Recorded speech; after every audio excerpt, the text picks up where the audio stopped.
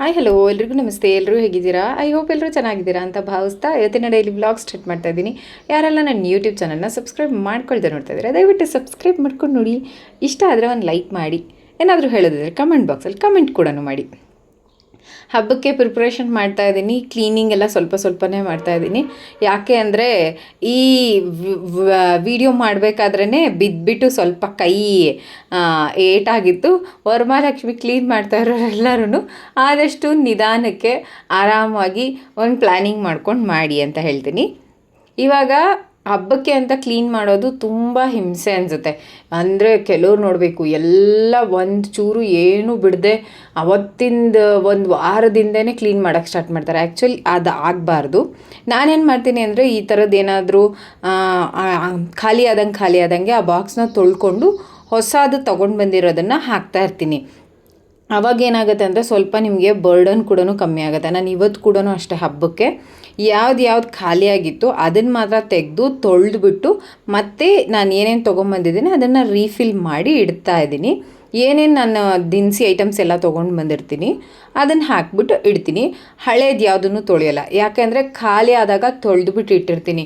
ಒಂದು ಸತಿ ಗುಡ್ಡೆ ಹಾಕ್ಕೊಂಡು ತೊಳೆಯೋದು ತುಂಬಾ ಕಷ್ಟ. ಅದರಲ್ಲೂ ಒಬ್ಬರೊಬ್ಬರೇ ಇರ್ತಾರೆ. ನನಗಂತೂ ನಾನು ಒಬ್ಬಳೇ ಕ್ಲೀನ್ ಮಾಡೋದು. ಅದರಿಂದ ಒಬ್ಬರೇ ಕ್ಲೀನ್ ಮಾಡೋದ್ರಿಂದ ಈ ಥರದನ್ನ ಸ್ವಲ್ಪ ಚೇಂಜಸ್ನ ಮಾಡ್ಕೊಳ್ಳೋದ್ರಿಂದ ತುಂಬ ಒಳ್ಳೆಯದು. ಹಬ್ಬಕ್ಕೆ ಅಂತ ಹೇಳಿಬಿಟ್ಟು ಇಡೀ ಮನೇನ ಕ್ಲೀನ್ ಮಾಡ್ತಾ ಇರ್ತೀವಿ ಮತ್ತು ಎಲ್ಲದನ್ನು ಕ್ಲೀನ್ ಮಾಡ್ತಾ ಇರ್ತೀವಿ. ಆದರೆ ಅದನ್ನು ಸ್ವಲ್ಪ ಪ್ಲ್ಯಾನಿಂಗ್ ಮಾಡ್ಕೊಂಡು ಮಾಡಿ. ಈ ಥರ ಸಣ್ಣ ಪುಟ್ಟ ಚೇಂಜಸ್ ಮಾಡ್ಕೊಳ್ಳೋದ್ರಿಂದ ಸಿಕ್ಕಾಪಟ್ಟೆ ಬೆನಿಫಿಟ್ ಆಗಿದೆ. ನನಗಂತೂ ಇದು ವರ್ಕೌಟ್ ಆಗಿದೆ ಅಂತ ಅನಿಸುತ್ತೆ. ನಾನಂತೂ ಯಾವಾಗಲೂ ಅಷ್ಟೇ ಅದನ್ನು ನೀಟಾಗಿ ಒಂದು ಆರ್ಗನೈಸೇಷನ್ ಮಾಡಿಕೊಂಡು ಅಲ್ಲಿಗೆ ಇಟ್ಬಿಡ್ತೀನಿ. ಮತ್ತು ಅಡುಗೆ ಮನೆನ at least 3 days once deep clean ಮಾಡಿ. ಅಂದರೆ ಲೈಕ್ ಗೋಡೆ ಒರೆಸೋದು, ಪಾತ್ರೆಗಳು ಲೈಕ್ ಏನಾದರೂ ಎಣ್ಣೆ ಜಿಟ್ಟಿಂದು, ಆಮೇಲೆ ಗ್ಯಾಸು ಆ ಥರದನ್ನೆಲ್ಲ ಏನು ಮಾಡಿ ಅಂದರೆ ಅಟ್ಲೀಸ್ಟ್ 3 days ಒನ್ಸು 1 hour ಮಾತ್ರ ಮಾಡಿ. ಇನ್ನೊಂದು ಒಳ್ಳೆ ಐಡಿಯಾ ಏನಂತ ಹೇಳಿದ್ರೆ 2 ದಿವಸಕ್ಕೊಂದ್ಸತಿ 3 ದಿವಸಕ್ಕೊಂದ್ಸತಿ ನಾವು ನೆಲ ಒರೆಸ್ತೀವಿ.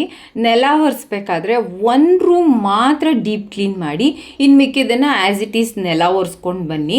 ಅಟ್ಲೀಸ್ಟ್ ವಾರಕ್ಕೆ 2 ರೂಮ್ ಆದ್ರೂ ಕ್ಲೀನ್ ಆಗುತ್ತೆ. ನಾನು ವಾರಕ್ಕೆ 2 ಸತಿ ನೆಲ ಒರೆಸೋದು, ಅದರಿಂದ ವಾರಕ್ಕೆ 2 ರೂಮ್ ಕ್ಲೀನ್ ಆಗುತ್ತೆ. 3 days ಒನ್ಸು ಅಡುಗೆ ಮನೆ ಅಂತೂ ನಿಮಗೇನು ಚೇಂಜ್ ಮಾಡ್ಕೊಳಕ್ಕಾಗಲ್ಲ.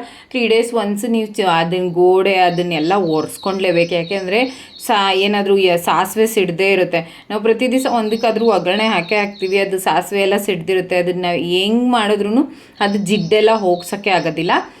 ಅಡುಗೆ ಮನೇನ ಬಿಟ್ಬಿಟ್ಟು ಬೇರೆ ಎಲ್ಲದನ್ನು at least weekly once twice at least 1 ರೂಮ್ನ ಕ್ಲೀನ್ ಮಾಡಿದ್ರೆ ಸಾಕು. ನೀವು ಡೀಪ್ ಕ್ಲೀನು ಮನೆಯೆಲ್ಲ ನೀಟಾಗಿ ಹಾಗೇ ಇರುತ್ತೆ. ಒಂದು ಗೋಡೆ ಮತ್ತು ಸಣ್ಣ ಏರಿಯಾಸ್ ಯಾವ್ದ್ಯಾವ್ದು ನಾವು ಬಿಟ್ಟಿರ್ತೀವಿ ಅದನ್ನು ಕೂಡ ಕ್ಲೀನ್ ಮಾಡ್ಕೊಳ್ಳಿ. ಫಸ್ಟ್ ಎದ್ದಿದ ತಕ್ಷಣ ನೀವು ಒಂದು ಬೆಡ್ನ ಕ್ಲೀನ್ ಮಾಡಿ ನೋಡಿ. ನೀವು ಯಾವುದೇ ಬೇರೆ ಇವಾಗ ಇಲ್ಲಿ ಅಂತ ಹೇಳ್ತಾ ಇಲ್ಲ, ನೀವು ಬೇರೆ ಕಂಟ್ರೀಸಲ್ಲೆಲ್ಲ ನೋಡಿ ಫಸ್ಟ್ ಎದ್ದಿದ ತಕ್ಷಣ ಬೆಡ್ನ ಕ್ಲೀನ್ ಮಾಡ್ತಾರೆ. ನೀವು ಯಾವಾಗಲೂ ಅಷ್ಟೇ ಎದ್ದಿದ ತಕ್ಷಣ ಫಸ್ಟ್ ಬೆಡ್ನ ಕ್ಲೀನ್ ಮಾಡೋದ್ರಿಂದ ಒಂದು ರೂಮಲ್ಲಿ ನೆಗೆಟಿವ್ ಎನರ್ಜಿ ಇರೋದಿಲ್ಲ, ಪಾಸಿಟಿವ್ ಎನರ್ಜಿ ಅಂತ ಅನಿಸುತ್ತೆ. ಬೇಗನೂ ಕೂಡ ಬೇರೆ ಕೆಲಸ ಮಾಡೋದಕ್ಕೆ ತುಂಬಾ ಹೆಲ್ಪ್ ಆಗುತ್ತೆ. ಒಂದು ಸಣ್ಣ ಪುಟ್ಟ ಚೇಂಜಸ್ ಮಾಡಿ ನೋಡಿ, ಅದು ಭಾಳ ಹೆಲ್ಪ್ ಆಗುತ್ತೆ.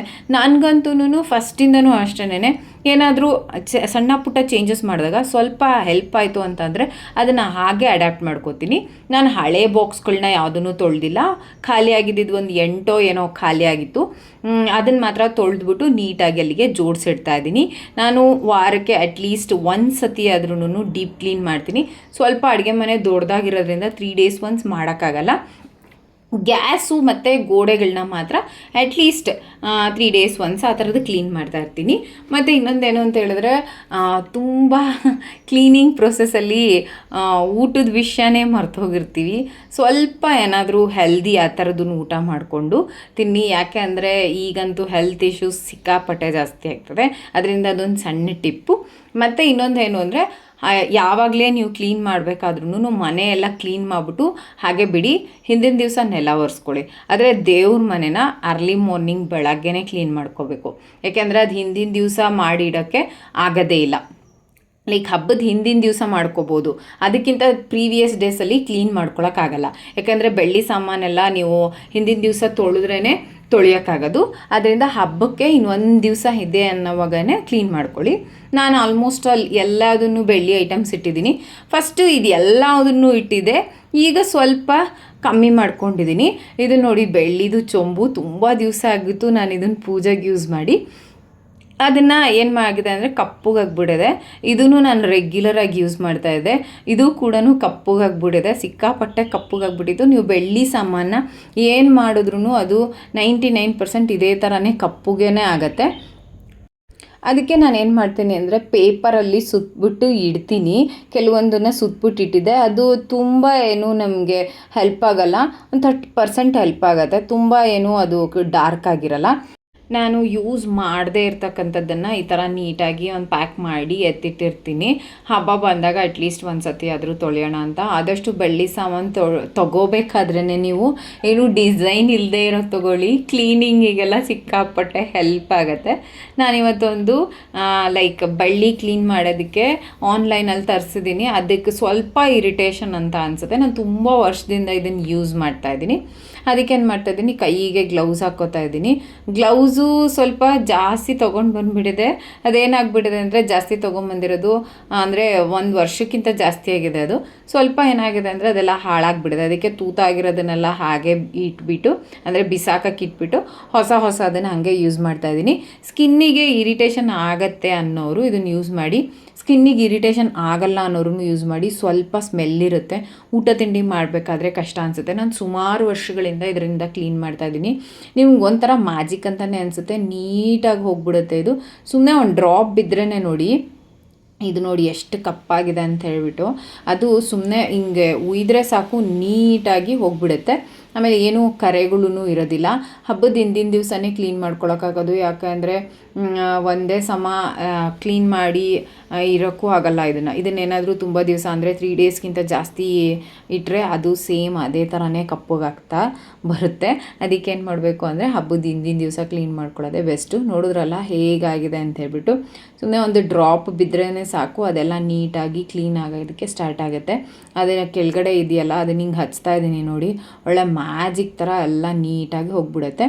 ಇದನ್ನು ಹಾಗೇ ಇಡಬಾರ್ದು, ಹಾಗೆ ಇಟ್ಟರೆ ತುಂಬ ಬೆಳ್ಳಗೆ ಥರ ಆಗೋಕ್ಕೆ ಸ್ಟಾರ್ಟ್ ಆಗಿಬಿಡುತ್ತೆ. ಅದಕ್ಕೇನು ಮಾಡಿದ್ದೀನಿ, ಒಂದು ಬೌಲಲ್ಲಿ ನೀರಿಟ್ಕೊಂಡಿದ್ದೀನಿ, ಅಲ್ಲಿ ನೀರಲ್ಲಿ ಹಿಂಗೆ ಅದ್ಬಿಟ್ಟು ಇಡ್ತೀನಿ. ಆಮೇಲೆ ನೀವು ರನ್ನಿಂಗ್ ವಾಟ್ರಲ್ಲಿ ಕ್ಲೀನ್ ಮಾಡ್ಕೋಬೋದು. ನೀವು ರನ್ನಿಂಗ್ ವಾಟ್ರಲ್ಲಿ ಕ್ಲೀನ್ ಮಾಡಿಕೊಂಡ್ರೆ ತುಂಬಾ ಚೆನ್ನಾಗಿ ಕ್ಲೀನ್ ಆಗಿಬಿಡುತ್ತೆ. ಸ್ವಲ್ಪ ಸೋಪ್ ಥರ ಇರುತ್ತೆ. ಇದರಲ್ಲಿ ನಾನು ಇವಾಗ ಪಕ್ಕದಲ್ಲಿ ಒಂದು ಬೌಲಲ್ಲಿ ನೀರು ಇಟ್ಕೊಂಡಿದ್ದೀನಲ್ಲ, ಅದರಲ್ಲಿ ಆದಷ್ಟು ನೀವು ಈ ಥರ ಸಿಲ್ವರ್ ಪಾತ್ರೆನ ಈ ಥರ ಏನಾದರೂ ಮ್ಯಾಜಿಕಲ್ಲಿ ತೊಳಿತಾ ಇದ್ದೀರಾ ಅಂದರೆ, ಲೈಕ್ ಏನಾದರೂ ಶಾಪಿಂಗ್ ಮಾಡಿಬಿಟ್ಟು ತೊಗೊಂಡು ಬಂದು ಆ ಥರ ಏನಾದರೂ ಮ್ಯಾಜಿಕ್ ಕ್ಲೀನರಿಂದ ತೊಳಿತಾ ಇದ್ದೀರಾ ಅಂತಂದರೆ ಆದಷ್ಟು ಪ್ಲಾಸ್ಟಿಕ್ ಇಲ್ಲ ಅಂದರೆ ಈ ಬೆಳ್ಳಿದು ಏನು ತೊಳಿತಾ ಇದ್ದೀರಾ ಅದರಲ್ಲೇ ಯೂಸ್ ಮಾಡಿ. ಸ್ಟೀಲಿಂದು ಅಲ್ಲಿ ಹಾಕಿ ತೊಳೆಯೋದ್ರಿಂದ ಸ್ಟೀಲ್ ಮತ್ತು ರಿಯಾಕ್ಟ್ ಆಗೋಕ್ಕೆ ಸ್ಟಾರ್ಟ್ ಆಗುತ್ತೆ. ನಾನು ಒಂದು ಸತಿ ಆಲ್ರೆಡಿ ಮಾಡಿದಾಗ ಸ್ಟೀಲಿನ ಪಾತ್ರೆಗಳೆಲ್ಲ ರಿಯಾಕ್ಟ್ ಆಗೋಕ್ಕೆ ಸ್ಟಾರ್ಟ್ ಆಗಿತ್ತು. ನನಗೆ ಗೊತ್ತಿರೋ ಅಲ್ಪ ಸ್ವಲ್ಪ ಐಡಿಯಾಸ್ನ ನಾನು ನಿಮ್ಮ ಜೊತೆ ಶೇರ್ ಮಾಡಿದ್ದೀನಿ. ಹಬ್ಬದ್ದು ಕೆಲಸಗಳನ್ನ ಜಾಸ್ತಿ ಸ್ಟ್ರೈನ್ ಮಾಡಿಕೊಂಡು ಏನಾದರೂ ಹುಷಾರಿಲ್ದಂಗೆ ಮಾಡ್ಕೊಳ್ಳೋದಕ್ಕಿಂತ ಈ ಥರ ಸಣ್ಣ ಪುಟ್ಟ ಚೇಂಜಸ್ನ ಮಾಡ್ಕೊಳ್ಳೋದ್ರಿಂದ ಹೆಲ್ತ್ಗೂ ಆರಾಮ ಅಂತ ಅನಿಸುತ್ತೆ, ಹಬ್ಬನೂ ಚೆನ್ನಾಗಿ ಮಾಡ್ಬೋದು ಅಂತ ಅನಿಸುತ್ತೆ. ಆರಾಮಾಗಿ ಖುಷಿಯಿಂದ ಯಾರಾದರೂ ಮನೇಲಿ ಇದ್ದರೆ ಓಕೆ, ಲೈಕ್ ಇವಾಗ ಒಬ್ಬೊಬ್ಬರೇ ಇದ್ದರೆ ಸ್ವಲ್ಪ ಕಷ್ಟ ಅಂತ ಅನಿಸುತ್ತೆ. ನಾನು ಅದಕ್ಕೆ ಹೇಳ್ತಾ ಇದ್ದೀನಿ. ಇವಾಗ ನೋಡಿ ರನ್ನಿಂಗ್ ವಾಟ್ರಲ್ಲಿ ಹೋಗಿ ತೊಳೆದ್ರೆ ಆಯಿತು, ಏನೂ ಆಗೋಲ್ಲ. ಎಷ್ಟು ಚೆನ್ನಾಗಿ ಪಳಪಳ ಅಂತ ಕ್ಲೀನ್ ಆಗ್ತಾಯಿದೆ ಅಂತ. ನಾನಂತೂ ಪೂರ್ತಿ ಕ್ಲೀನ್ ಮಾಡಿದ್ದೀನಿ, ಯಾವುದು ಬೆಳ್ಳಿ ಸಾಮಾನು ಬಿಡ್ದಂಗೆ. ಇದು ನೋಡಿ ಈಗ ಹೇಗಾಗತ್ತೆ ಅಂತ. ಅದು ಇನ್ನೊಂದು ಅಂದರೆ ಲೈಕ್ ಸತಿ ತೊಳೆದಿರೋದಿತ್ತು, ಅದನ್ನು ಹಾಕ್ತಾಯಿದ್ದೀನಿ. ಅದನ್ನು ಹಾಕಿದ ತಕ್ಷಣ ನೋಡಿ ಹೆಂಗೆ ಕಪ್ಪುಗಿದ್ದು ಹಾಗೆ ಬೆಳ್ಳಗಾಗಿಬಿಡುತ್ತೆ. ನಮಗೆ ಬಜೆಟಲ್ಲಿ ಕೂಡ ಬರುತ್ತೆ, ತುಂಬ ಏನೂ ಜಾಸ್ತಿ ಆಗೋಲ್ಲ. ಆನ್ಲೈನಲ್ಲೆಲ್ಲ ಸಿಗುತ್ತೆ, ಆರಾಮಾಗಿ ಬರುತ್ತೆ. ನೀವು ಅದನ್ನು ತಂದಿಟ್ಕೊಂಡ್ರೆ ಒಂದು ವರ್ಷ, ಒಂದು ಬಾಟ್ಲು 1 ವರ್ಷದವರೆಗೂ ಬರುತ್ತೆ. ನನ್ನ ಹತ್ರ ಅಷ್ಟೊಂದು ಜಾಸ್ತಿ ಬೆಳ್ಳಿ ಐಟಮ್ಸ್ ಇದೆ. ನನಗೇ 1 ವರ್ಷ ಬರುತ್ತೆ ಅಂದರೆ ಹೆಚ್ಚು ಕಮ್ಮಿ 1 ವರ್ಷ ಅಂತೂ ಗ್ಯಾರಂಟಿ ಬರುತ್ತೆ ಒಂದು ಬಾಟ್ಲು. ನೀವು ಒಂದು ಹತ್ತಿಲಿ ಅದ್ಬಿಟ್ಟು ಹಿಂಗೆ ಒರೆಸಿದ್ರೂ ಸಾಕು ಕ್ಲೀನ್ ಆಗುತ್ತೆ.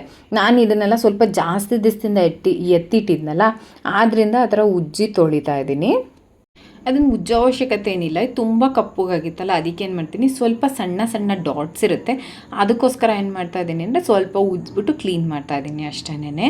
ಇನ್ನೊಂದು ಮ್ಯಾಜಿಕ್ ಪೌಡ್ರ್ ಇದೆ, ಅದು ನಿಮಗೆ ಇದು ಅಷ್ಟು ₹100 ₹150 ಆಗುತ್ತೆ ಒಂದು ಬಾಟ್ಲಿಗೆ. ಅದು ಇನ್ನೂ ಕಮ್ಮಿ ಬರುತ್ತೆ. ಹಲ್ಲು ಉಜ್ಜೋದು ಪೌಡ್ರ್ ಇರುತ್ತಲ್ಲ, ಏಕೆ ನೀವು ಕೋಲ್ಗೇಟ್ ತೊಗೊಂಡು ಬಂದರೆ ಚೆನ್ನಾಗಿರುತ್ತೆ. ಅದಕ್ಕೆ ನೀವು ಸ್ವಲ್ಪ ಸಬೀನಾ ಪೌಡ್ರು, ಸ್ವಲ್ಪ ವಿಭೂತಿ, ಎಲ್ಲದು ಒಂದೊಂದು ಸ್ಪೂನು, ಲೈಕ್ ಎಲ್ಲದು ಜಾಸ್ತಿ ನೀವು ಪೌಡ್ರ್ ಮಾಡಿ ಇಟ್ಕೊಳ್ಳೋದಾದರೆ ಎಲ್ಲ ಒಂದೊಂದು ಲೋಟ ಹಾಕ್ಬಿಟ್ಟು ಸಮ ಪ್ರಮಾಣದಲ್ಲಿ ಹಾಕ್ಬಿಟ್ಟು ಒಂದು ಬಾಕ್ಸಲ್ಲಿ ಹಾಕಿ ಮಿಕ್ಸ್ ಮಾಡಿ ಇಟ್ಕೊಳ್ಳಿ. ಅದು ಅಷ್ಟೇ ತುಂಬಾ ಚೆನ್ನಾಗಿರುತ್ತೆ. ನಾನು ಇದರಲ್ಲಿ ತೊಳ್ಕೊಂಡು ಮೇಲೂ ಕೂಡ ಅದನ್ನು ಹಚ್ಬಿಟ್ಟು ಕ್ಲೀನ್ ಮಾಡ್ತೀನಿ. ಸುಮ್ಮನೆ ಹಿಂಗೆ ಉಜ್ಜಿದ್ರೆ ಸಾಕು, ಅದೇನು ನೀವೇನು ಕಷ್ಟ ಏನು ಪಡಬೇಕಾಗಿರೋದಿಲ್ಲ. ರನ್ನಿಂಗ್ ವಾಟ್ರಲ್ಲಿ ನೀವು ಹೆಂಗಿದ್ರೂ ಇಲ್ಲ ಆದಮೇಲೆ ಹಿಡ್ಕೊಂಡ್ಲೇಬೇಕು. ಆ ರನ್ನಿಂಗ್ ವಾಟ್ರ್ ಹತ್ರ ಹೋದಾಗ ಒಂದು ಸತಿ ಹಿಂಗೆ ಉಜ್ತೀನಿ, ತುಂಬ ಲಾಂಗ್ ಲಾಸ್ಟಿಂಗ್ ಬರುತ್ತೆ, ತುಂಬ ಚೆನ್ನಾಗಿ ಕೂಡ ಇರುತ್ತೆ. ಅದು ಇದು ಹಾಕ್ತೀನಲ್ಲ, ಇದು ಸ್ವಲ್ಪ ಸ್ಮೆಲ್ ಇರುತ್ತೆ, ಅದು ಸ್ಮೆಲ್ ಕೂಡ ಕಮ್ಮಿ ಆಗುತ್ತೆ. ಅದರಿಂದ ಏನು ಮಾಡ್ತೀನಿ, ಅದನ್ನು ಸ್ವಲ್ಪ ಯೂಸ್ ಮಾಡ್ತೀನಿ. ಅದು ಮಾತ್ರ ತುಂಬಾ ಸೂಪರಾಗಿರುತ್ತೆ.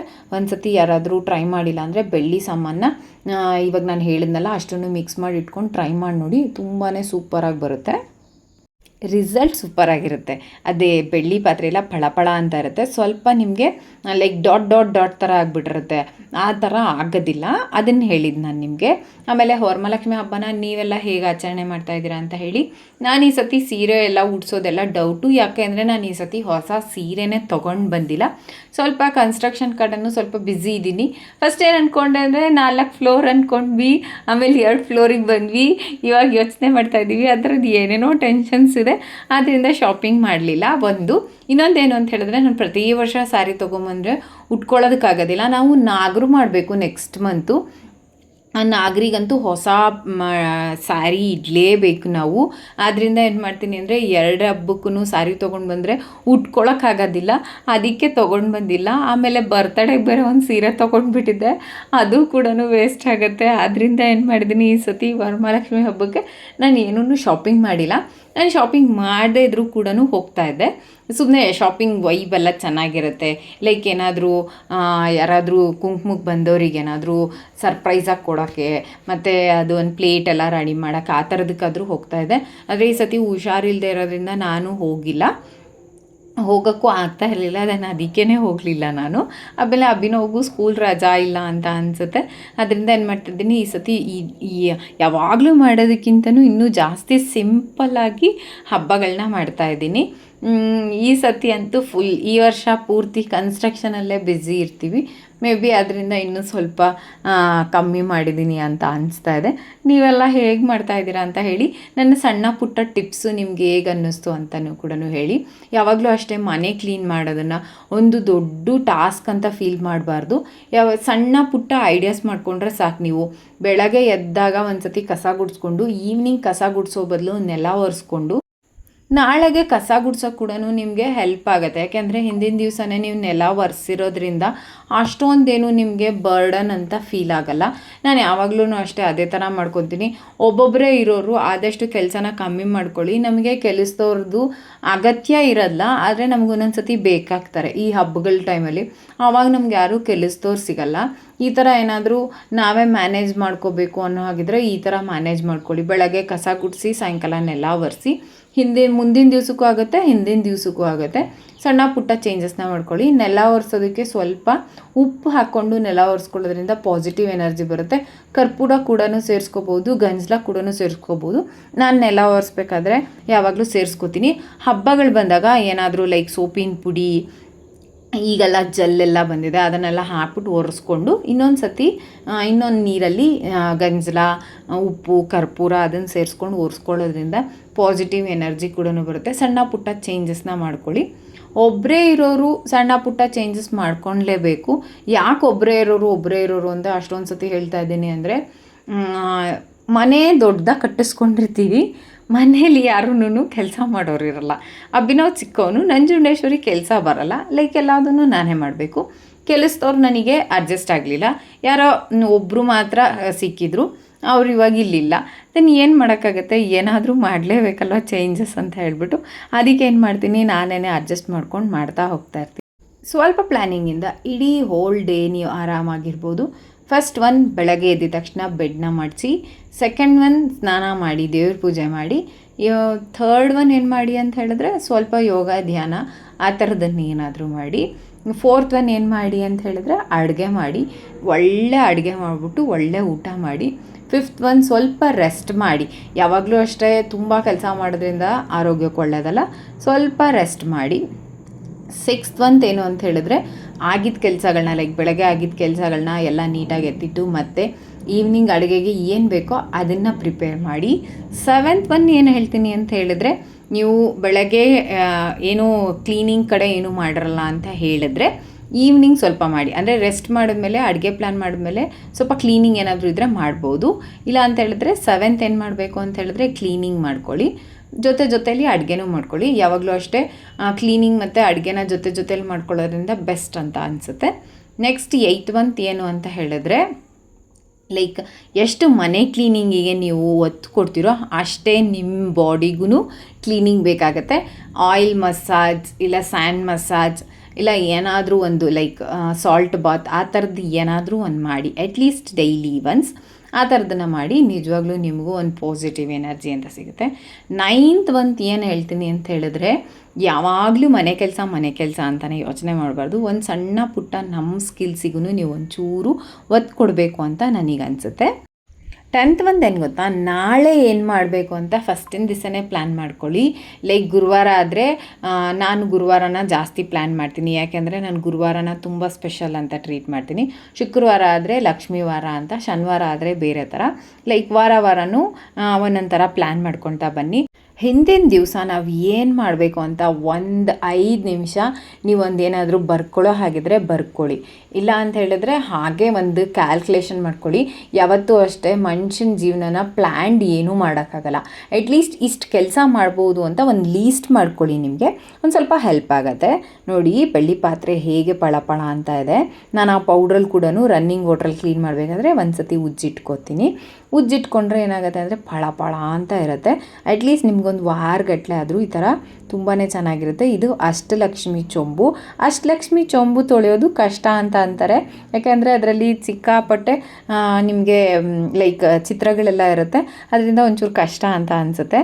ಆದರೆ ನೋಡಿ ಒಂಚೂರು ಕಷ್ಟನೇ ಇಲ್ಲದೆ ಕ್ಲೀನ್ ಮಾಡಿದ್ದೀನಿ. ತಟ್ಟೆ ದೀಪ ಎಲ್ಲ ಫಳ ಅಂತ ಕ್ಲೀನಾಗಿದೆ. ಈ ವ್ಲಾಗ್ ಕೂಡ ಇಲ್ಲೇ ಎಂಡ್ ಮಾಡ್ತಾಯಿದ್ದೀನಿ. ಯಾರ್ಯಾರಿಗೆಲ್ಲ ಇಷ್ಟ ಆಗಿದೆ ದಯವಿಟ್ಟು ಸಬ್ಸ್ಕ್ರೈಬ್ ಮಾಡ್ಕೊಂಡು ನೋಡಿ. ಏನಾದರೂ ಹೇಳೋದಿದ್ರೆ ಕಮೆಂಟ್ ಬಾಕ್ಸಲ್ಲಿ ಕಮೆಂಟ್ ಮಾಡಿ. ಇಷ್ಟ ಆದರೆ ಒಂದು ಲೈಕ್ ಮಾಡಿ. ಫ್ಯಾಮಿಲಿ ಮತ್ತು ಫ್ರೆಂಡ್ಸ್ ಒಟ್ಟಿಗೆ ಕೂಡ ಶೇರ್ ಮಾಡ್ಕೊಳ್ಳಿ ಅಂತ ಕೇಳ್ಕೊಳ್ತಾ, ವರಮಹಾಲಕ್ಷ್ಮಿ ಎಲ್ರಿಗೂ ವರ ಕೊಟ್ಟು ಸುಖ ಸಮೃದ್ಧಿ ನೆಮ್ಮದಿಯನ್ನು ಕೊಡಲಿ ಅಂತ ಕೇಳಿಕೊಂಡು ಇವತ್ತಿನ ಈ ವ್ಲಾಗಿಗೆ ಬಾಯ್ ಹೇಳ್ತಾ ಇದ್ದೀನಿ. ನೆಕ್ಸ್ಟ್ ವ್ಲಾಗ್ ಜೊತೆಗೆ ನಾನು ನಿಮಗೆ ಭೇಟಿ ಆಗ್ತೀನಿ. ಬಾಯ್, ಲವ್ ಯು ಆಲ್.